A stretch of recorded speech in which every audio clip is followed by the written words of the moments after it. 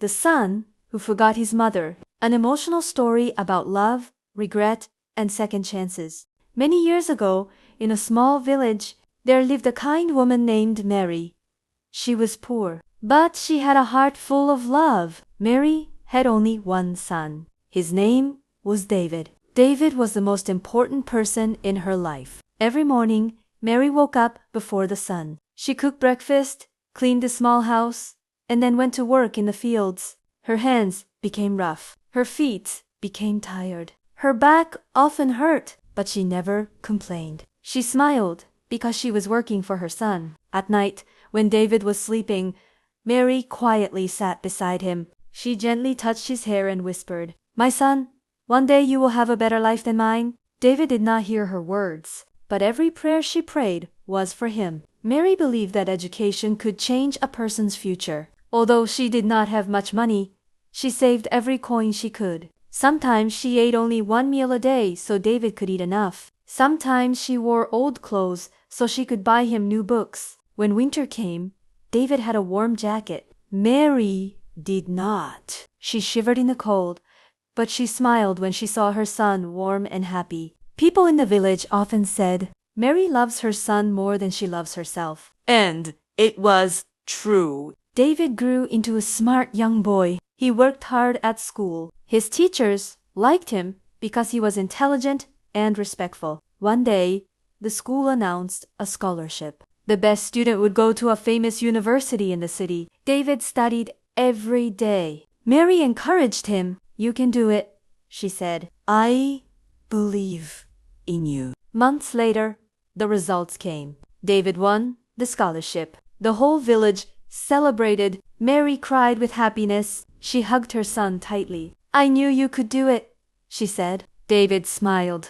"Thank you, Mother." It was the happiest day of their lives. But neither of them knew that this new journey would also bring great sadness. The city was very different from the village. The buildings were tall. The streets were busy. Everything was fast. David met many new people. Some came from rich families. They wore expensive clothes. They carried the newest phones. They laughed at people who were poor. At first, David remembered his mother every day. He called her every evening. "Mother, how are you?"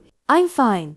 "My son, are you eating well?" "Yes." Mary smiled every time she heard his voice, but she never told him the truth. She was working even harder because she wanted to send him a little money. Little by little, David changed. He became busy with his new life. The phone calls became fewer. Then they became shorter. Finally, they stopped. David graduated from university. Soon, he found a good job. He earned a lot of money. He bought expensive clothes. He rented a beautiful apartment. His new friends asked about his family. David felt ashamed. "My parents are gone."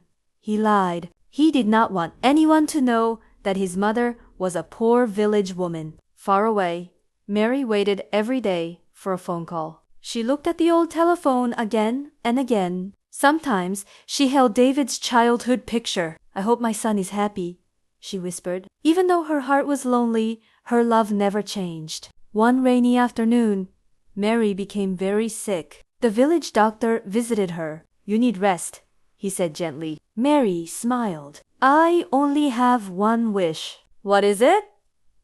"I want to see my son one more time." She wrote David a letter. "My dear son, I miss you very much. I am not angry. I only want to see your face again. With love. Mother." She asked a neighbor to mail it. Days passed. Then weeks. David received the letter. He looked at it.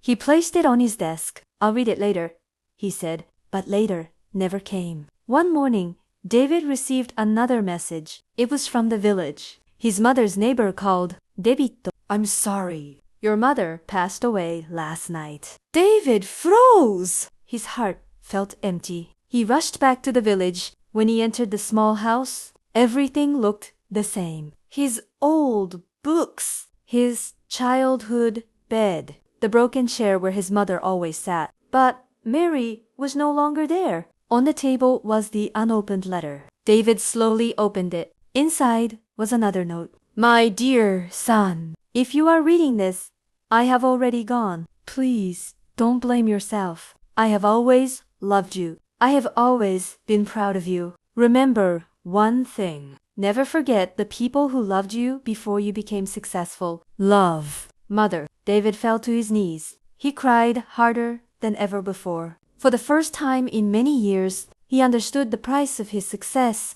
David stayed in the village for many days. He visited his mother's grave every morning. He remembered every sacrifice she had made. The warm jacket, the books, the long days of hard work, the sleepless nights. Everything she did was because she loved him. David made an important decision. He sold his expensive apartment. With the money, he built a small learning center in his village. Children from poor families could study there for free. Above the entrance, he placed a simple sign, Mary Learning Center. Under the name, he wrote, dedicated to every mother who gives everything for her child. Every day, David welcomed children with a smile. Whenever someone thanked him, he replied, "The real hero was my mother." Moral of the story. Never forget the people who stood beside you before you became successful. Money can buy comfort, but it cannot buy back lost time. A mother's love asks for nothing,